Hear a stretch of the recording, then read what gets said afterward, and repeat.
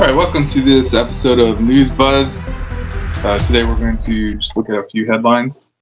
I have two pieces of news from Iran. First, Iran, after 20 sessions of court trial, 10 military staff have received prison sentences for the downing of a Ukrainian passenger plane in Tehran back in 2020.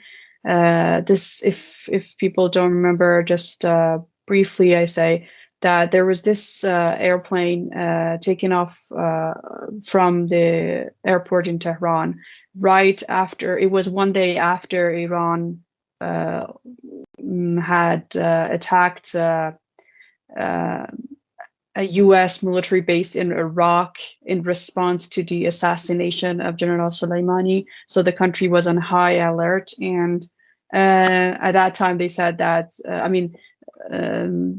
first they said that it was only an accident, and it took them probably a couple of days to come out and say that no, it was the defense system that mistook the airplane for cruise missile and shot it down, and innocent people were killed in that incident. So after that, there were many trials, and just recently they announced that 10 members of the country's armed forces have received prison sentences. And the other news is that, I'm sure a lot of people have heard about it, and that's Iran started using CCTV cameras and surveillance cameras to send warnings to women who are not observing the hijab. I don't know how practical this is going to be, honestly, because I don't know how they're going to recognize people. If, for example, let's say they're wearing sunglasses and a mask, then how are you going to identify them? And they have previously tried to implement something similar, which was people not wearing hijab in their cars would be caught on traffic cameras, and they would receive text that they were not wearing the hijab properly and that they have to pay a fine. And I personally have heard of people who said they were actually wearing their hijab and it was a mistake, or even men who received texts saying that they were not wearing hijab and like they were mistook for some women, maybe because the number was registered with some woman. So there are a lot of complications around that law, which makes it difficult to implement. But the idea is to abandon the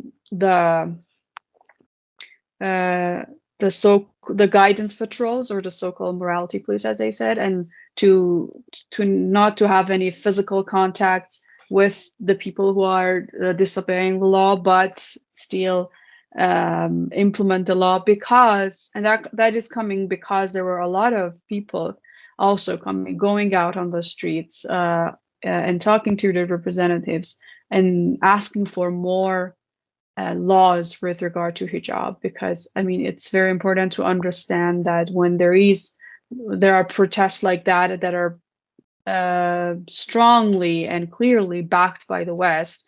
There are also a lot of people here that feel that their identity and their cultural values are getting attacked, and they want to take action and to protect their religious values. So they ask for more protective laws against what they believe is correct. And I'm not discussing whether this is good or bad. I'm just trying to give more nuances to all of this happening.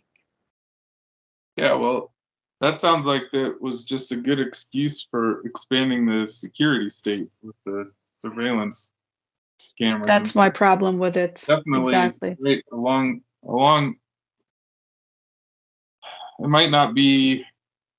It sounds like Klaus Schwab would be happy with that policy. So, I personally, exactly. Personally, my first problem with this law is using artificial intelligence to monitor citizens, and it's definitely an attack on people's privacy, and I don't like it at all. Definitely. I mean, uh, regardless of what it is about, if it is about hijab or any other law, I think we have to wait and see if this can actually be implemented and how it is going to be implemented. Well, that sounds like something to look towards. I can't see that is going to cause less conflict in society, but yeah, it's very worrisome to me too, because it looks like this is going to radicalize the society even more. Obviously, people are not happy about this law, and